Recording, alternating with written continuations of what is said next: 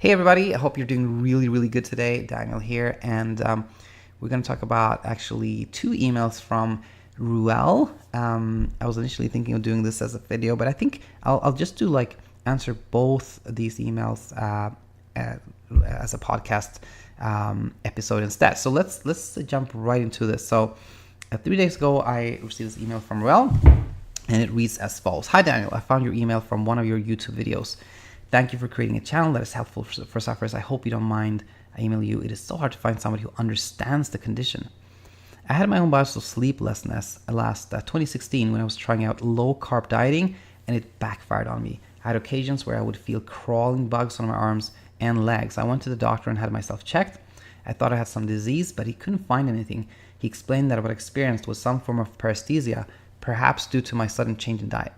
After I stopped dieting, I continued to get the paresthesia on and off. I had a breakthrough one night when I discovered a good night's sleep stopped the paresthesia. So I started becoming religious about sleep, scheduling a nightly window and going to bed often before I even felt sleepy. Looking back, this was a big mistake and what probably brought on the sleeplessness. Reverse stimulus ? A few weeks after trying so hard to sleep well, I started having difficulty sleeping for the first time in my life, and it became chronic. The on and off bouts of paresthesia have gone, replaced by sleepless nights filled with anxiety. My typical pattern would be 1 to 3 days of no sleep per week, or a week of only 4 hours of sleep each. It was devastating, and having no experience on how to deal with it properly, I was shattered. I struggled for months, and at first I wasted a lot of money buying gadget after gadget, hoping to find a magic bullet, but none of them worked. My work performance tanked, and I got demoted from my position, worsening my financial situation. Internet research brought me a lot of hopelessness, a lot of gloom and doom about how the condition is genetic mutation, it's intractable, could lead to such and such disease, etc. It just made my anxiety a lot worse. Then I had a breakthrough after I stumbled upon Sasha Stevens' BedTyme stories book. I slept well each night I read it. It gave me a sense of comfort and calm and probably brought my anxiety down. Unfortunately, I read it enough times that my brain got used to it and it lost its effectiveness after a few months. She needs to write more books. And I felt myself back to square one again. But it gave me one important insight, that my sleeplessness was brought up by anxiety stirred up by my own mind, and that I could find ways to distract myself from it. I continued on the theme to look for fresh distractions. I found a My Sleep Button app that worked really well for me, but it too stopped working after a few months as my brain memorized all the visualizations. I thought I found the perfect distraction with a Sleep Me podcast, as Scooter constantly made new content and I thought my brain would never get used to it. Unfortunately, my brain started doing the math, and since his podcasts are usually around the same time length, I got to the point where I could tell the time from counting how many episodes elapsed, riling up the anxiety again. At some point, I gave up on distraction techniques and picked up Greg Jacobs' CBT book. What helped me the most was re-educating myself about sleep, or the lack of it, to help diffuse the fear and anxiety, journaling, and scheduling a strict wake-up time for myself. I picked up about acceptance from Guy Meadows' book as well, and it helped me face the fear and accept it. Nowadays, I'm still keeping a strict wake-up time, but trying only to go to bed when I feel truly sleepy. I was inspired by the blog from Steve Paulina about how to become an early riser, and his tips really worked well with me. Somehow, I was able to win over sleeplessness, and I have not had a sleepless night in almost a year. Yay! However, I still have nights where I get less sleep than I need, and I notice they come and go in waves. Like last night, I slept only 3.5 hours from my reckoning, and I feel sick. I understand nobody's sleep is perfect, so I know these waves will always go, and I'll always find good sleep back. I guess most would stop reading at this point and think, hey, this guy's won the battle, so why am I writing to you? Well, apart from expressing my gratitude for finding a real expert online, I still feel I have not fully recovered and I'm seeking some advice. No, I'm not being a perfectionist. It's just a couple of things in my situation that are bugging me. One is, I feel that I've found CBTI and all its related tools to be exceptionally good in treating the condition. However, I feel like having to use it each night to battle with sleeplessness has been wearing me down. Somehow I feel weary of all the effort I have to do each night. For example, the sleep hygiene, the positive sleep talk, the journaling, the muscle relaxation is all prep work I don't see any of my friends do, and they're able to sleep effortlessly and faster than me. I was at a cruise to Mexico with friends last week, and we had some social nights that lasted until 3 a.m.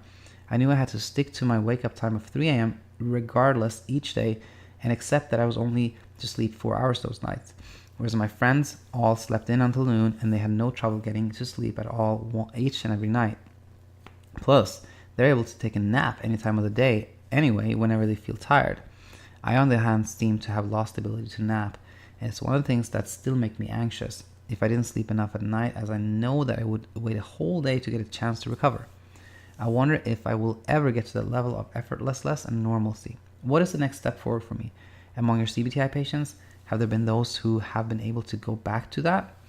The other is, I think I'm still not nailing stimulus control properly. Even though I'm able to get 6 to 7 hours of sleep most nights, sometimes I take an hour or more to get to sleep.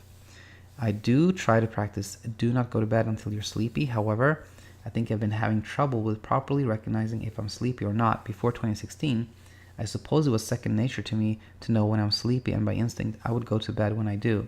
But because of those crazy months in 2016 that I was forcing myself to sleep, I somehow have become desensitized to it. On a few posts in the Insomnia subreddit, I discussed this with fellow sufferers, the feeling of not getting sleepy in the eyes, and most seem to agree that they used to recall a time in their lives that sleepiness was easy to detect since you feel your eyes getting heavy.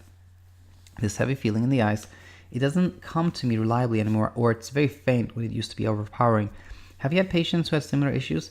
Does it just mean I need to stay up later at night? Anyway, if you reach this point, thank you for reading through.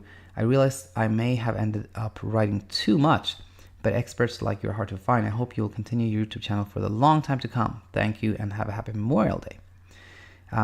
This was 3 days ago, and I'm going to go ahead here and read the reply, my reply. So here it is. Hi again. Hope you're doing well today, Ruel.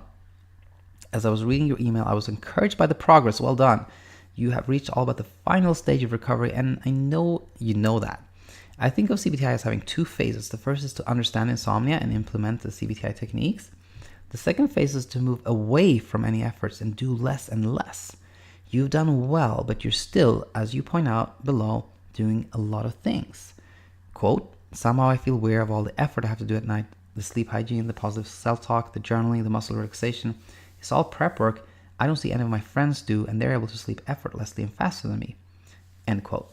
You call this prep work, but at this time, I think it's actually the prep work that is keeping you from taking that final step.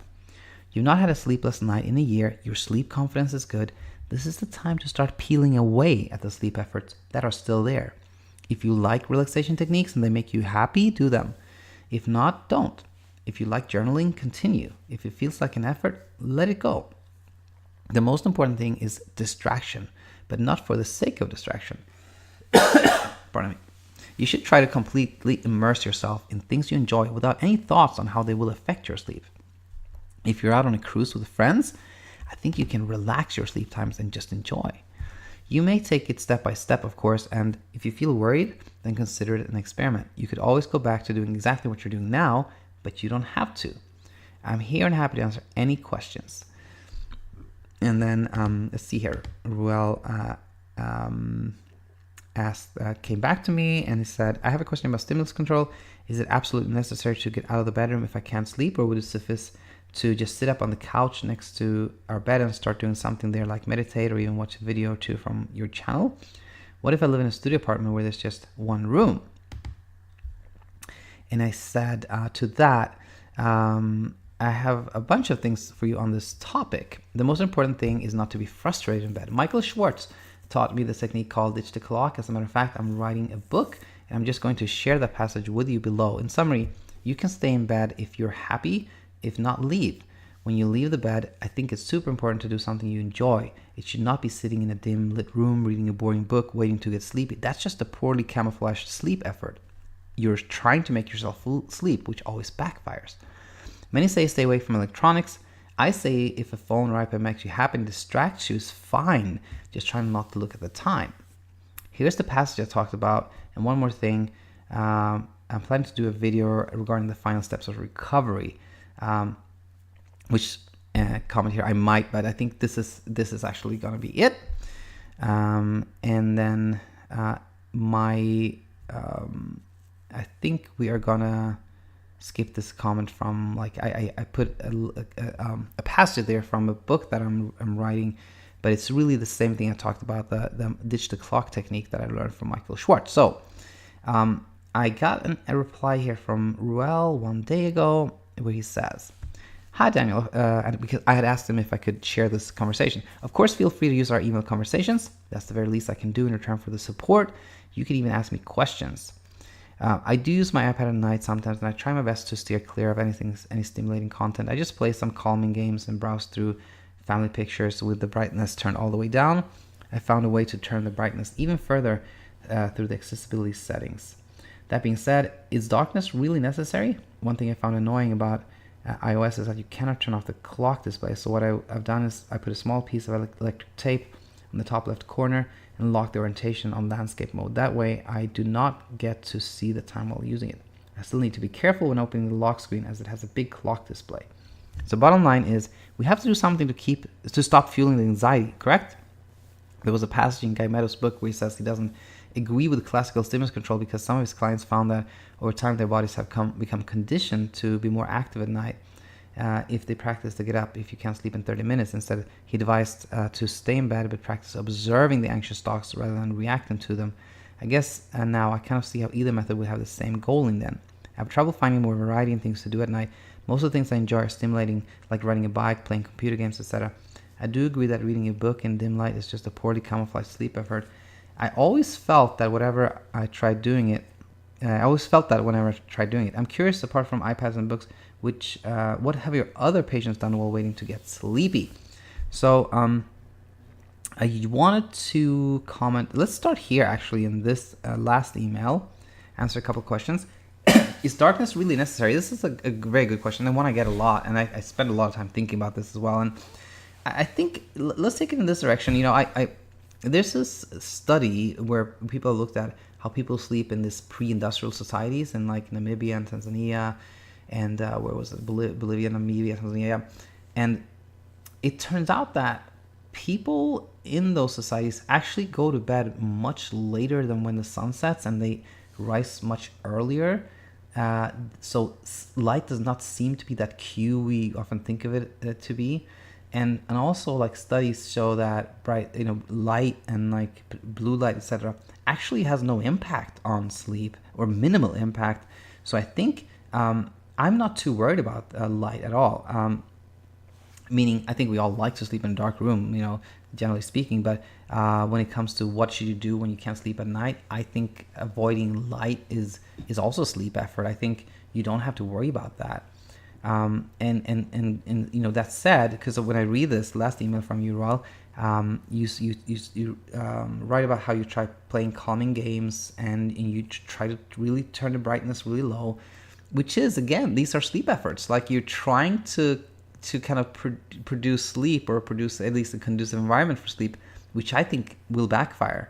Anything we do to try to sleep is bringing attention to the trouble sleeping, and then that attention becomes preoccupation becomes worry becomes like anxiety becomes insomnia. So again, like the most important to do when you can't sleep is, yes, accepting that you can't sleep. B, you can do kind of the Guy Meadows thing or the thing that Michael Schwartz taught me, which is like either like Guy Meadows, like observing the thoughts, which is hard to do, I think, but you can also try to take a mental journey. Like you wake up, you don't want to get out of bed, you imagine yourself in this really pleasant place in Hawaii, and it's the beach and it's nice, and if you go there, then you stay there, you stay in bed, and you'll probably fall back asleep. But if you become frustrated, that's when you have to get out of bed and do something that does not frustrate you, something that you can enjoy. And what have people done? Well, I know Suzanne has done, she did like scrapbooking, and Ellen, I know she has like a room set up, which is like really comfortable, and she has a book ready, so she can actually look forward to reading her book. I have read about people that do things like chores, like, clean the house or do the dishes or things like that. And I will even say, like, if you like playing computer games, I don't think that's a problem as long as you're not thinking about sleep. Because what might happen if you get really into a game, right? You get really into this game and you stay up like an hour more than you did if you didn't have to. Well, then you still have to get up early. You still have to stay up during the day, and you'll have a little bit more sleep drive the next night. And again, like if you're thinking, well, then I will lose an hour of sleep that night. Well, that's part of it. Like you have to move away from having the goal of like sleeping, like maximizing sleep. If your goal is to like sleep as much as possible, get 7 hours, get 6 hours, that thought process, that goal, that target leads to self-monitoring, like how much did I really sleep. It leads to like really kind of clock watching. It leads to like attention towards insomnia. So that's a really, really important thing. And we'll get back to that one more time before we end this episode. Now, I talked about this, and then I wanted to go back to your initial email and had a couple of thoughts on that one. Firstly, like starting from the top, this like sleeplessness and starting after a low-carb dieting backfiring, I don't know exactly what caused these paresthesias, of course, but one thing that's in my mind is hyperarousal. Now, what is that? Well, it's like a step below worrying and anxiety. It's when you're just like a little bit aware, a little bit on the lookout. And when you are in this hyperaroused state, you are hyper aware of things that are going on externally and kind of internally. So things that you wouldn't even notice, like a tingling, a little cramp, a little like jerky, like movements and the paresthesias, you now notice them, and kind of the more you pay attention to them, like the stronger they become. And here's what's really, really interesting. You found that sleeping helped, and then you started having, like, you really try to sleep, you start having insomnia, and then you're right, then the on and off bouts of paresthesia have gone, replaced by sleepless nights filled with anxiety. So you see what happened here is like you had one worry preoccupation, which was the paresthesia. It got replaced by insomnia. And this is super, super important because the same thing can be done with insomnia. In fact, I think this is really crucial. Like when we have insomnia, what feeds it is attention. Insomnia cannot live without attention. Attention is its oxygen. So we have to divert that attention. Now, how do you do that? You can't just decide you're not going to pay attention. You cannot decide not to worry. That backfires. You have to find a distraction, whether that is a new hobby, like take up something you used to enjoy, like hang out with friends, see family more, like something like that is ideal. But what's really interesting with what happened to your paresthesia is that something that's not good replaced something that also wasn't good. Meaning, I'm just using this as an example. I had another viewer who told me that he had trouble sleeping. Then he started worrying about his gastrointestinal health. He had reflux, and somehow as his attention focused to reflux, the insomnia improved. So it just proves the fact that your paresthesias were replaced by sleeplessness. It's proof that your sleeplessness, your insomnia, can also be replaced by something, but something positive. Super, super important. And I felt there were another couple of things. Yeah. You describe your friends. How let's see here. Where my friends, they all slept in until noon. They're able to take a nap. You said, let me just read here. On the other hand, I have a lost ability to nap. And basically, where I was going with this was to say, like, your friends, the reason that they sleep so well is that, they don't spend even a second, like, thinking about if they're going to sleep or not. They don't try anything to sleep. And that is your goal, Ruel, you've read so many books, you've read a lot about this. You know everything you need to know to get better. Like, it's not about information or understanding now. You have gotten to that stage where it's all about letting go of effort, and letting go of effort is, we talked about specifics, like maybe peeling off of the, maybe journaling less if you don't like that, and maybe doing less of the positive sleep, like trying less to sleep, and finding a distraction, finding something else. And by the way, I'm going to leave on this like final thing, which I think is hyper important, is, again, if somebody is trying to use CBTI, for example, to get 7 hours of sleep, it is not going to work, because they're going to be constantly monitoring themselves and seeing how close to that they are. Like, oh, I got 6.5. What should I do to get 7? Now I got 8. What happened then? That's, it becomes it becomes attention, more attention to insomnia, more food for insomnia, more fertilization for insomnia, more insomnia, versus my goal is to be really happy and enjoy my life.